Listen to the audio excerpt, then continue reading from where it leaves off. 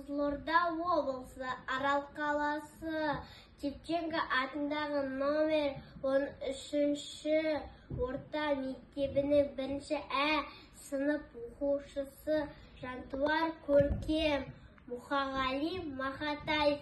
Айхай далам, ақ далам, айхай далам, сағым далам, бір бұдыр жоғау көзге шалынбаған, аспан құлап кетсе де тарынбаған, бір ғаламат бойында сабыр барау, ақ далам, айхай далам, сағым далам, төсінде атылмаған жанар таулар, вулканның тұншық тұрып дамылдаған, боз далам, күрең далам, жасыл далам, кісеме саған келіп басырмаған, құмға құшырым бір қанбай қойдау, қалай ғана құшармын ғашық далам.